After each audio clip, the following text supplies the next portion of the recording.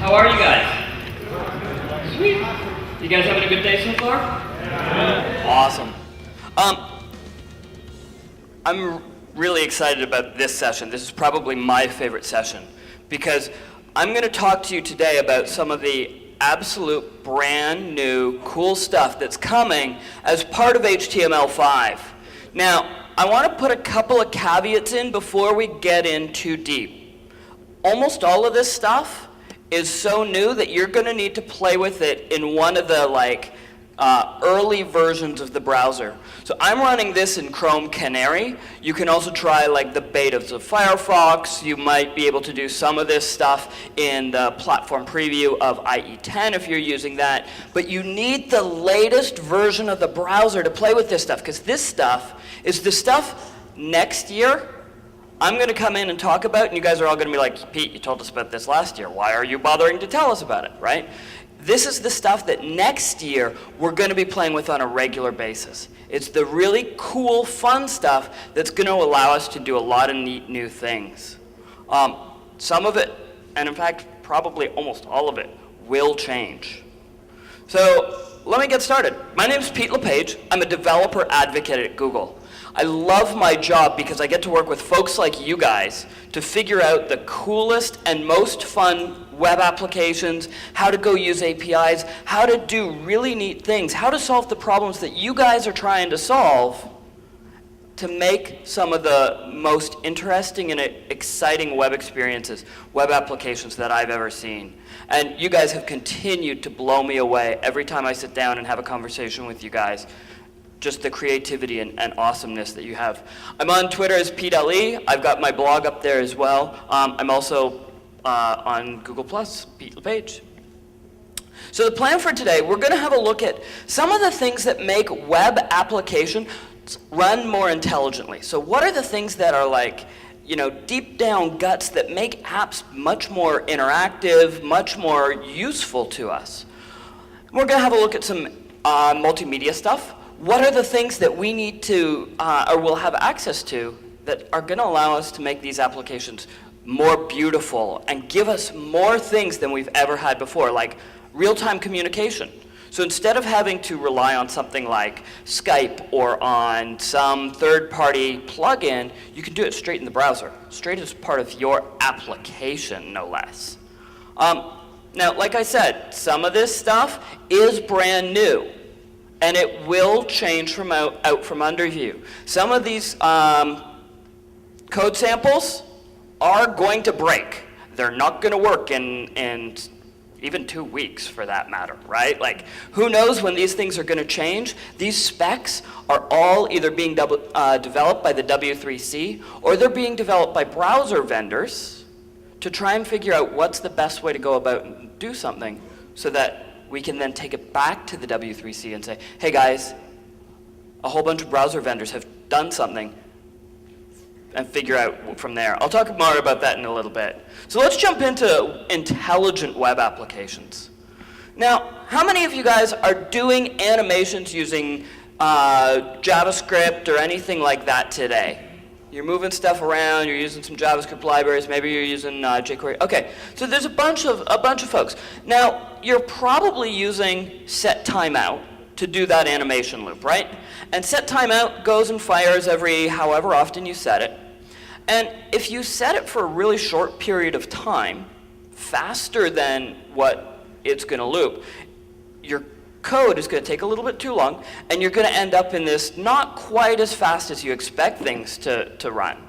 Now, the other thing is that pretty much every single display nowadays only fires at 60 hertz, so 60 frames a second.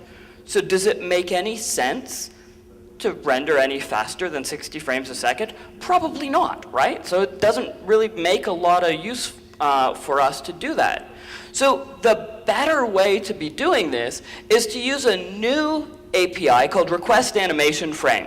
So you can see a Request Animation Frame here. I've got window.request animation frame. And what window.request animation frame does is it calls as often as it can and re-renders anything that it needs to re-render.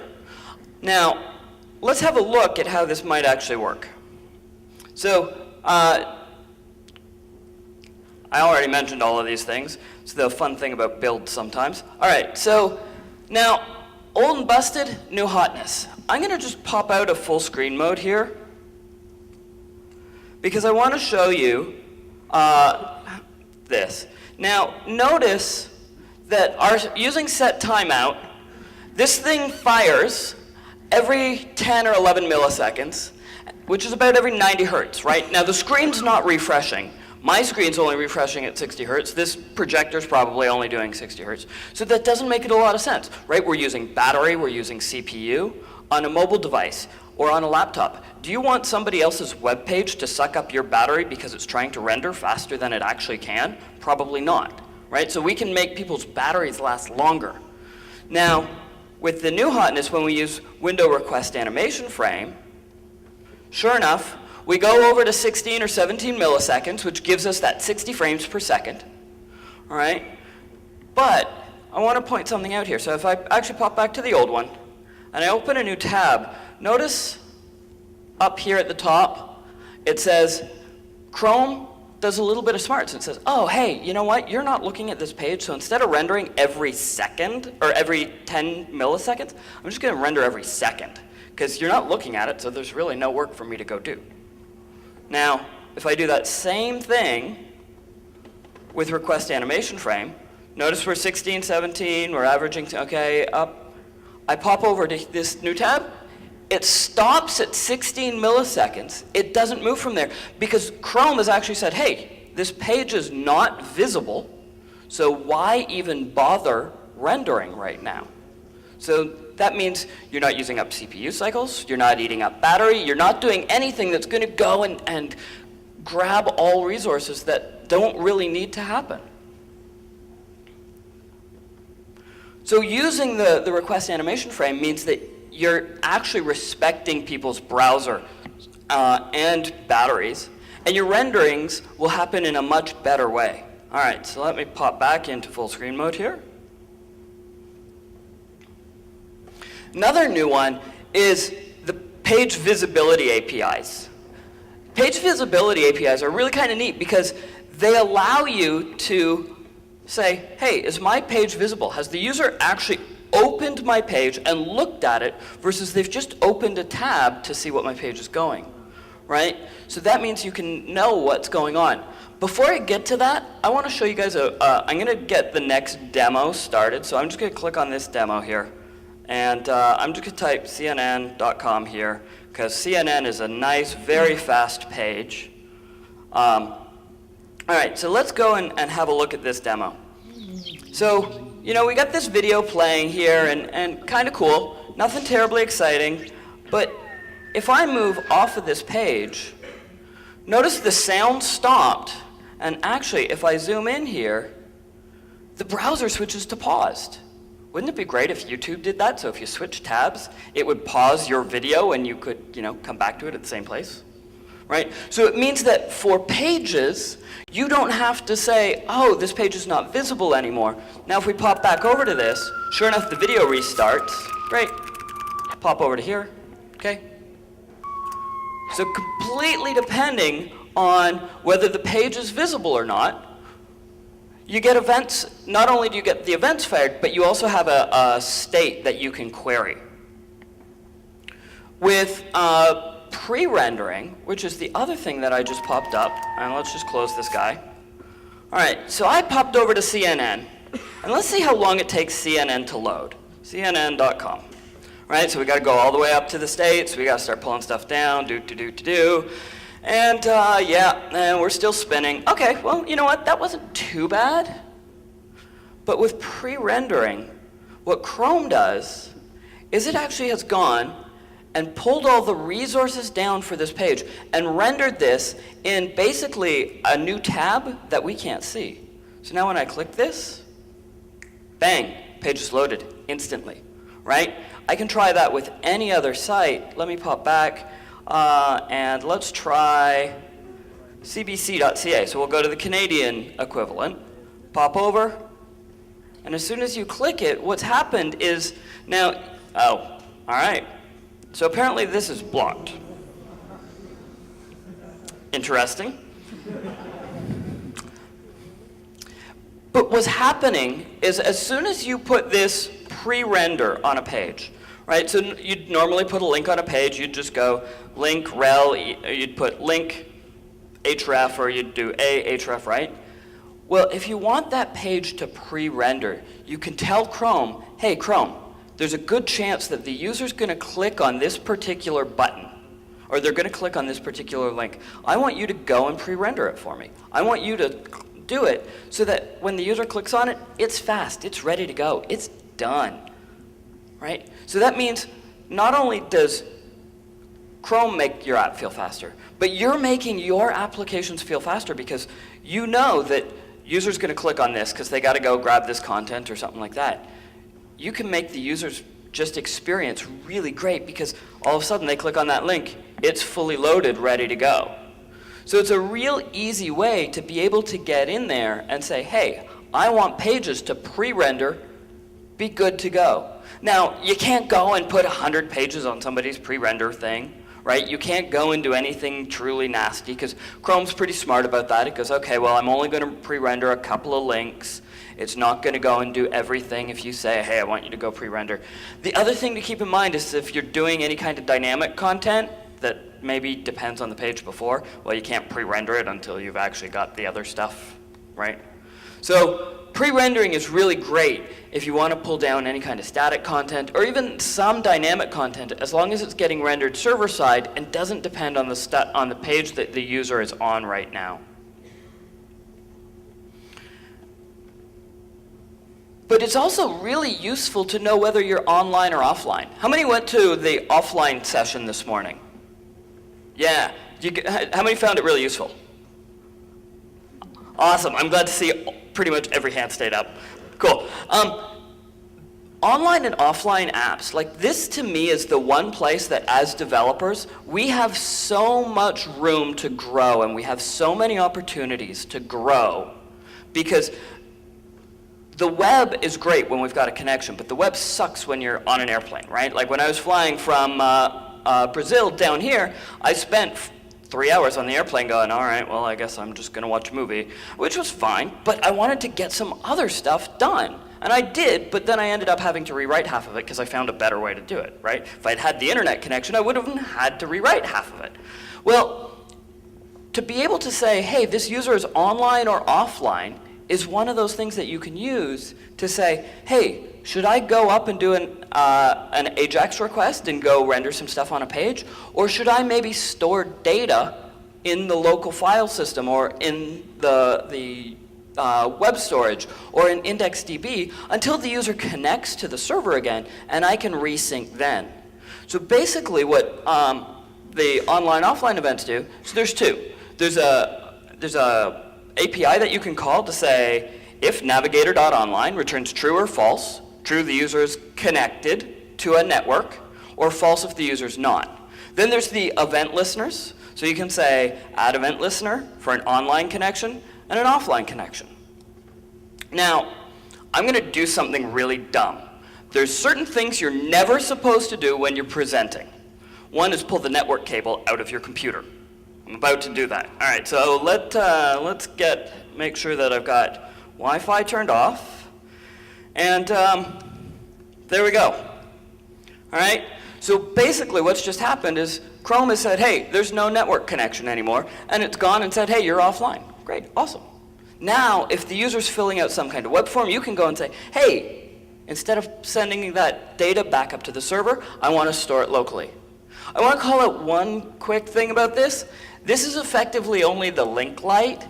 This doesn't tell you whether you have a connection back to like the real internet. It only tells you you have a connection to a network. All right, so it's good, but it's not one of those things that's absolutely perfect. It's, you know, you can get somewhere, you've got an IP address, but you may not be able to hit any resources that you want to be able to hit. All right. So let's move on to web intents. Web intents is a really great way to share stuff. You've heard us say time and time again, sharing around the web is broken. And this is another way for us to help fix that experience so that the web works for sharing. Now imagine you're writing a website and you want to integrate into some of the social bookmarking services.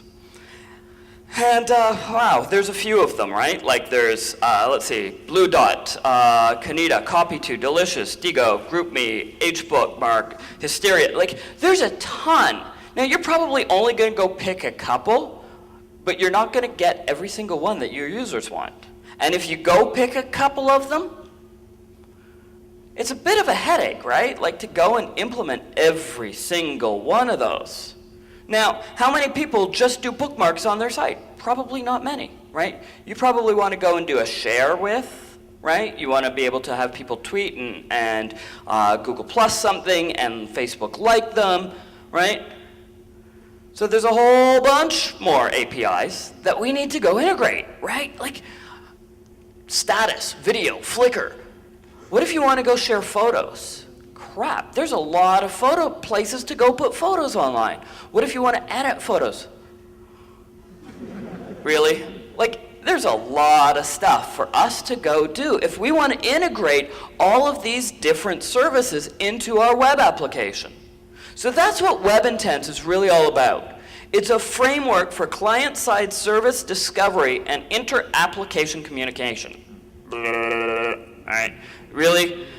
It's a way to share stuff around the internet and for apps to be able to talk to each other so that one app that knows nothing about another app can talk to each other and they can share data as long as the user says, hey, I want you to share data with you, go. And it just works. And as developers, we don't have to do anything. We just have to implement the intent of sharing. So how does it work? So a service registers its intention to go handle stuff. So Flickr might say, hey, I want to be a photo gallery so that people can go grab photos. Or it might register its intention to be a photo gallery to say, hey, I want people to be able to upload their photos to my service. Then another app requests permission to share or do whatever. So maybe you've got a photo editing app and you've got Flickr or Picasa, and Picasa says, hey, I want to go edit a photo. Hey, photo editing thing, can I use you to edit some photos? User gets to pick which service they want to use, so there's lots of options for them. It sounds kind of familiar. How many people have seen something like this before? It's based on the same content and the same concepts that Web Intents is, or that Intent on an Android phone is. Those intents allow you to say, hey, I want to be able to share this with this site. I want to share this with this site, or I want to go edit this photo over here. I want to post these photos up. So you have that real easy ability to be able to go and do the things that you want without having to do anything crazy. Now, we talked about the 3 steps to do that, all right? So for an app to register its intent, it needs to have an action, a type, and an href, all right? It only actually really needs the action. And the action is a URL, all right? The second piece, the type is what kind of MIME types you want to handle. So maybe you only want to handle images. Maybe you only want to handle sound files. That way you can limit the experience. And then the href is where you want to point the user to the service. That's all you need to do to register your app as an experience. Now then the client starts the action. So it says, hey, I want a new intent. This is the action I want to go do. I want to take an image, and I want to send this data on over. And of course, the user goes and then picks which service they want to use, and you're good to go. Those actions that you see listed there, there's a bunch of predefined. So there's share, there's edit, there's all sorts of predefined ones. Then the provider handles that action. It gets the data in on window.intent.data. So if the user sends up a photo, the photo data's on there. If the user sends in like a tweet, the tweet would be on there. And sure enough, that's it. That's literally all that has to happen, right? Let's have a look. Oh, there is a little more. All right, so clients. What's going on? So you can get two-way communication. So if the user goes and edits a photo, you can send it on down back to them so that they know what's going on, so that you can get that edited photo back from the service. So after you've started your activity, you can say, all right, any data back for me? Great, thanks. In fact, I've got an example of that right here. So this is actually something that's available today as something called a polyfill. How many people are familiar with polyfills? A couple of folks. Okay, I'm going to talk a lot more about polyfills in a couple of minutes, and I'm going to talk about polyfills in my next session. But a polyfill basically is one of those things that just goes and fixes all the holes for you so that you don't have to worry about dealing with browsers that have either lack of support, or maybe they've got a kind of crappy implementation of something, or maybe they've got a pretty good implementation and everything just works. But they take away all the headaches for us. They fill the holes for what it is. So Web Intents is coming to browsers and will be implemented natively in the browser, but today it's available as a polyfill. So I'm going to go and I'm going to register a picker. And so this guy's going to go and this page comes up. Now this page has, if we look at the source, has the intent right here. Okay, so it's actually in the source. We can't actually see it unless we go view source here. But we go and we register our intent. So intent, action is pick. The type is image, so it's going to give us an image back. The href is pick.html, and our name for it is cat image picker. All right, so I've already just registered it by doing this. And now I'm going to go click on pick an image. Sure enough, this little web intents dialog pops open. Let me make this nice and big so we can see it. And there we go. So please choose an activity that you wish to launch for this action. Well, I want to launch the cat image picker. Woohoo! All right. Now, this was done by Paul Kinlan. Paul Kinlan's one of my teammates. He's actually the guy who basically has been writing the HTML5 web intent spec. Obviously, he likes kitty cats. So he picked a bunch of really cute cat pictures. I want this one because I like the really sad eyes. So all I'm going to do is go and click on this. So I go click on it, and sure enough, the picture of a kitty cat shows up in my browser. So I've gone and picked that image. So you can go and do those kinds of things so that you get those images that appear across all browsers, right? Or you can pull photos from one application into another. So you might create like a greeting card. You could do generate like your holiday mailing, like if you send out a Christmas letter or a holiday letter or something like that. Hey, I want to go use these photos. Great, done, send. So you've got a real easy way that you can put cute cat photos or family photos or whatever you want. Let's move on to multimedia.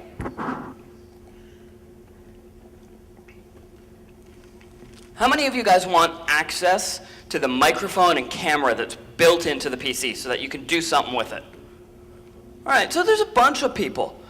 There's so many different things that you can do if you get access to that. And today, the only real way to get access to that is to go use Flash or some proprietary plugin.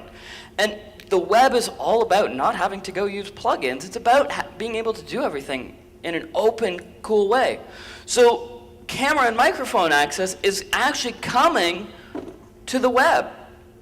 So there's a couple of things that I'll point out with this. Now, it's still really early. The first build that I saw of this that actually had a working demo was one from Opera.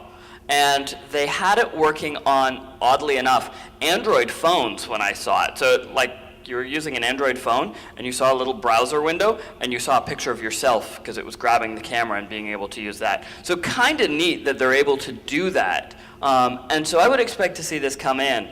So effectively we've got a video control here and we say autoplay and controls. And then we add two buttons. So one that says record and one for stop.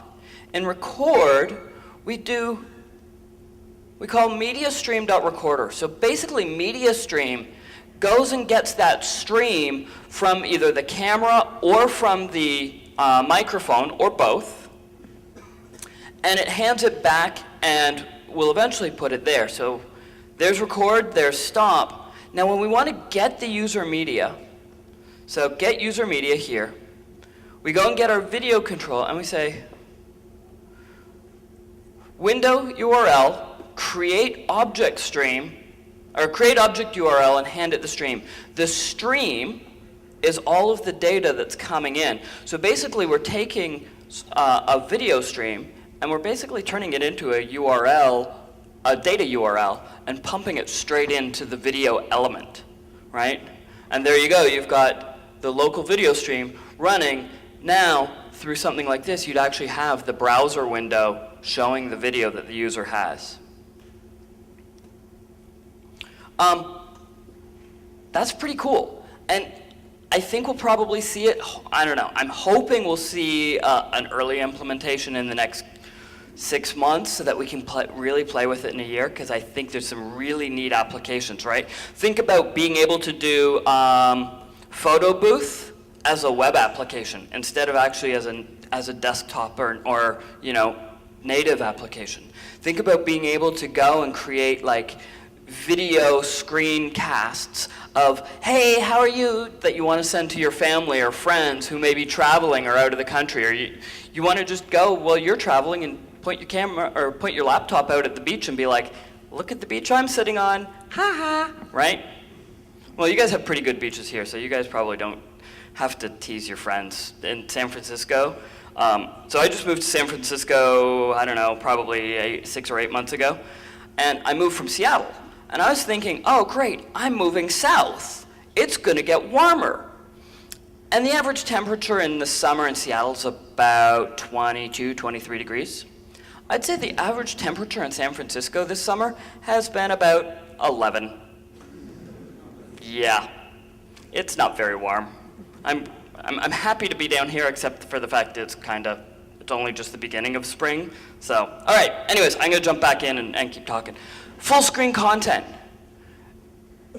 Every video app that you go to can go into full screen mode. And that's one of those things that we just accept video apps to be able to do.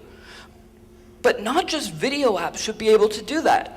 All apps should be able to do that. So now there's a new set of APIs, and this actually works. You can try this today. In fact, almost all of these demos, if you go grab the Chrome Canary build, you can try pretty much all of them. So to enter full screen, all we do is say element. So the element that we want to go full screen, request full screen. Now, it is vendor prefixed right now, right? And it's vendor prefixed because the spec is not stable. The spec's not ready for prime time. It's not something that even Google's ready to say, yes, we think this is going to be the final one. So we put the vendor prefix on there until we know that the standard is stable, that the spec is stable, that our implementation meets the spec, the standard, that things aren't going to change, that you're not going to come to me and say, hey, Pete, I did that thing, and it worked for a week, and then all of a sudden it stopped working. And I go, oh, yeah, sorry. By the way, sorry about WebSockets. All right. So let's have a look at this. So I've got this page here, and all right. So kind of pretty, you know, a nice full screen newsreader app or something like that. And here we've got our nice main title, we've got some text, but hey, I want to toggle this video to full screen. I can go click here, toggles it to full screen. We haven't navigated to a new page. We haven't gone anywhere. We haven't done anything. All we've done is say to that element, right, that one div, say WebKit, full screen. And it goes full screen. Now, there's a couple other things that I'll talk about here in a sec, so I'll just hit play on this so you can see, like, nice, beautiful full screen. Notice that, like, everything else is gone. I'm going to come out of full screen. Video keeps playing. It's this div here that goes full screen. And I'm just going to stop this because, well, it's always kind of fun with jumpy internet connection. It's that div there that goes full screen. Notice when it went full screen, my awesome video went away. All right, let me pop back to my slides. That's because we have a whole bunch of new APIs that allow us to go and be able to tell what's going on. But not only do we have the APIs, we need a bunch of CSS pseudo classes too, right? So that gives us a pseudo class to be able to say, hey, this element's full screen or not, the document is full screen or not, our element that's at the root is full screen or not, and allow full screen or not as an attribute added for iframes. So that way you can say, hey, this iframe's allowed to go full screen, or this iframe is not allowed to go full screen, right? So that way you can say, hey, this ad can't go full screen, but my video player can. So it allows you to go and do some really cool stuff with full screen. All right. All right, well, today is not my day to drink water, I guess. I have a bit of a drinking problem, I'm sorry. All right, real-time communication. Of all of the stuff that I think has the biggest opportunity for what we have to play with, this is the one piece that I think is huge. Real-time communication on the web. There's huge demand for real-time communication, right? You think about Google Chat, think about Google Plus Hangouts, right? Facebook has a chat app. There's all sorts of other third-party apps. If you want to go and do video conferencing from one office to another, you've got a couple options. You can go spend a huge amount of money and buy some professional high-end equipment from companies like Tandberg or Cisco and stuff like that. And they've got amazing hardware and software and a whole bunch of really important patents that handle things like jitter control and echo cancellation and all that. Or you can go spend, a small amount of money and use something like, or even no money, and use something like Skype, or use something like Google Plus Hangouts, or use Google Chat, all that kind of stuff. But they're okay. They don't always have the same set of technologies that really expensive hardware has, because, well, all that stuff's currently patented. So what's WebRTC all about? Well, WebRTC is about giving us developers a set of tools and frameworks that we can go and do real-time communication with all of that hardware technology in the browser. In fact, this is all being participated in by companies like Tandberg, Cisco, and those big companies who own crazy amounts of IP, and they're open sourcing and patent freeing those technologies so that they can go into browsers, so that you and I can go and actually put those experiences into our applications.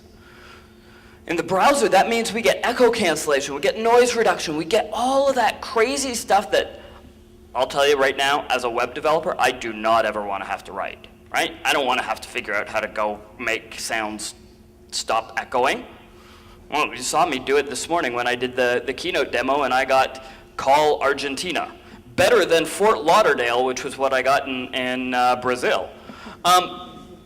Gain control, network jitter management, all of that stuff.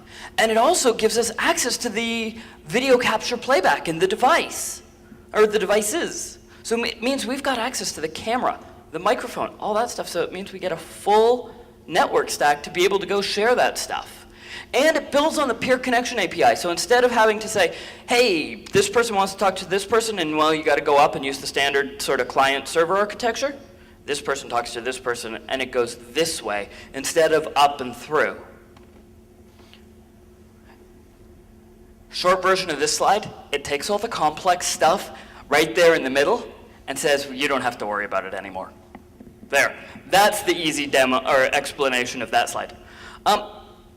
I want you guys to think about how you'd use this, because to me, like I said, this is so crazy exciting that we're going to be able to build Skype, Google Talk, Hangouts, all of that kind of stuff in our own applications without having to go and spend any kind of crazy money or license anything or anything like that. We don't have to go spend several $billion to buy a company to be able to get some kind of chat application. Really cool, very, very social networks. Interactive commerce, right? Like, how great would it be if you're an e-commerce company to provide like real-time actual real chat with a real human person face to face, like how much more would you enjoy using some of those sites? If you wanted to say, hey, I really like that shirt that you've got online, can you show it to me? And they can pick it up and hold it and show it to you, and they can show you the back of it, the front of it, and all that kind of stuff. Amazing online learning experiences. I really hope I get to come back here next year, but if I don't, well, maybe my face will be up there and I'll actually be doing this via real-time communication, right? So you've got those abilities where you can make those connections. Online gaming, cool baby monitors. You could actually build a baby monitor into that. Robots, so you could actually get robots going, you know, with real-time communication. Imagine being in a hospital or something like that where your doctor comes up to you and it's like, oh, hey, how you doing? And your doctor's sitting on that beach that I was talking about earlier, right? And orders you all the tests that you need to have done, and you're all good. So there's so many opportunities here for us as developers to really think about and to think, you know, the web applications we build today are great because we can do some really interactive and update stuff very easily and quickly with Ajax. But how do we do that with real-time communication? It is a community effort. It's being worked on by all sorts of companies, including Mozilla and Opera. So expect to see a lot of stuff. If you check out webrtc.org, there's a lot of info there. All right, the last one I want to hop into is Web Audio API. And Web Audio API is kind of interesting because, you know, everybody always says, well, don't we have an audio tag today? And I say, yeah, we do. But it'll only take us so far. It's got a lot of limitations. You can get audio to play, but you can't get it to play with very high latency. Or with very low latency, sorry. You can't expect it to be able to play the same sound over and over and over again. Think about a game, like a first-person shooter game, where you pull the trigger, and if you're pulling that trigger, and you pull the trigger and you're like, bang. That's kind of silly, right? You want trigger to get pulled, bang. Or Pong, or something like that, where you've got things bouncing off the sides of the wall. Well, when it bounces, you want the bounce to happen at that time. You don't want the bounce to happen 3 seconds later. So with Web Audio API, you've got the very low latency, glitch-free audio playback, but you also get audio processing and analysis. Now, that might get beyond some of the things that we do and just general things, but it lets us do some really cool stuff where you can actually provide like a view meter on what the sound is like. You can do processing. You could, if you really wanted to, go and write auto-tune so that I could stand up here and I could do karaoke and you guys wouldn't be leaving in droves. Because if I tried to do karaoke right now, this room would be empty so fast it wouldn't be funny. All right? And it gives us access to be able to really do low-level audio manipulation. Things like spatial panning, low-pass filters, like I said, auto-tune. All right, so let's have a look at doing some scheduled playback. So I've got this is how we use it. So again, it is, actually before I get into this, I'll talk about this real quickly. This is one of those places where I said that there are two competing standards. Chrome and Safari are working on one in WebKit, and it's called the Web Audio API. Mozilla is working on another one called Web Data. And they're a different set of APIs. They do slightly different but very similar things, allowing you to have, you know, very low latency audio, allowing you to process things. But they're completely different, and the APIs just don't mash. So it's going to mean that you're going to need to go do both if you want to play with something and have it work cross-browser today. Now, we're doing this because we think we've got a really good idea. They think they've got a really good idea. And what's going to end up happening is we're going to meet somewhere in the middle, all right? And we're going to end up with something that we're going to take the best of this and the best of this, and we're going to make something really cool. So for us, we're trying to figure out what the great things are. So to go and play something, we take in an array buffer. And the array buffer is the audio tune. It's the sounds that are coming in. And so we want to go and decode it. We create a buffer source, and we send the source to the variable source, and then we set our buffer. We say we don't want a loop. We connect to our destination. In fact, There's the basic layout. You've got a web audio context, a source, and a destination, so that way you can do processing in the middle. All right? And so now, if I go click on this, as I click, every time I click, I get the bounce. I can say, hey, I want a 2-second delay. So I click on that, and sure enough, 2 seconds later, I get my bounce. I want really high velocity bounce. Oh crap. Mental note, don't try jumping. All right? So you get that high latency audio happening, or low latency audio happening, and you've got full control over it. You can do all sorts of fun and crazy things with it. You can do audio processing. I'm gonna skip this slide. All these slides are going to be available after this presentation, because I want to show you this, because I think this is a lot more fun. This is a demo that we built a little while ago. Good afternoon, gentlemen and ladies. I am a GAL 9000 computer. I became operational at the Googleplex in Mountain View, California on the 4th of May, now, 2000. I'm going to turn it down a little bit, and I'm going to talk over it for a sec. So this is being rendered with a whole bunch of divs. This is literally pure HTML and CSS, and the JavaScript is what's causing the red to keep changing in size. So a canvas element that's getting drawn onto. Now, what's happening is we've created those divs, we've set them with nice big border radiuses and all that kind of stuff. Now, let me zoom out here and pause this guy. So through the Web Audio API, not only can we do the processing, but we can do the analysis. So you can do that view meter and build the GAL 9000. You can build all kinds of crazy visual elements that go along with HTML5 and provide a kind of fun, neat experience. You can even generate your own audio. This was just pulling down an MP3, and it was adjusting the audio to the MP3. But you could generate your own audio and have it play that, and it would do it in real time. Now, I covered a whole lot of stuff, and I moved very, very quickly through pretty much all of it. I didn't really get into a lot of depth on any of these things. There's a whole bunch more things coming. These slides are going to be available. I'd recommend you go check them out. But there's a couple other really great resources.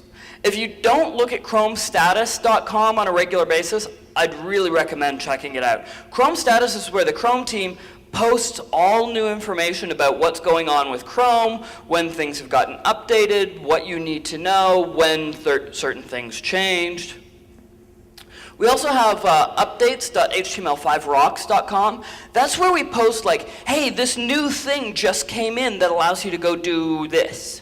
Right, so the last one here is talking about if you've played with web workers before, well, you could only do a post message sending text or strings to the message. Well, now you can actually use an array buffer to send binary data to them, which means you can use a web worker to go do audio processing or any other kind of processing and send it on back.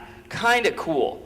ChromeFrame, another great tool. ChromeFrame lets you go in and say, hey, for users who are stuck using old legacy browsers and they can't upgrade for whatever reason, it lets them still think they're using an old legacy browser, but uses Chrome as the rendering engine.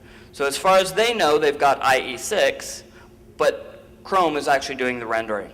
So for you guys, if you want to have your page render in Chrome, you use the meta HTTP equiv XUA compatible, content IE equals edge, Chrome equals 1, or you can stick it in as an HTTP response header.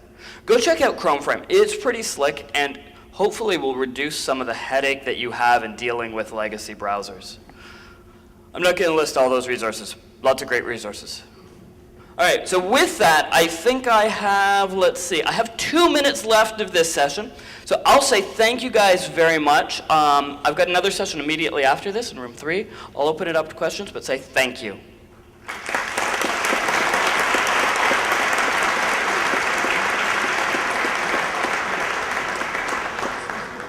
All right, so I got a question there. If you could just yell it as loud as you can, because... Okay, I'm a game developer, mostly interested in games using the web. Yep. And my question is, what is the status on or when is stable or WebSockets version coming out? All right, so the question was, hey, I'm a game developer and I want to do a bunch of stuff with WebSockets. Where is it right now? So WebSockets, what we hope and think is the final communication protocol, just shipped in the last version of Chrome, and I think Chrome 13, which means some of your applications may have stopped working because it's using a different protocol. We're pretty sure, knock on wood, this is the final one and we're not going to see anything. So go update your server, go update Chrome, and everything should be hunky-dory. I don't expect to see a lot of changes after that. So, I think just because I think people are starting to file out, I'll hang out here for a couple minutes, and then I'm going to head downstairs, and I'll take a few questions downstairs as I get set up for my next session. Guys, thank you so much. Have a great day.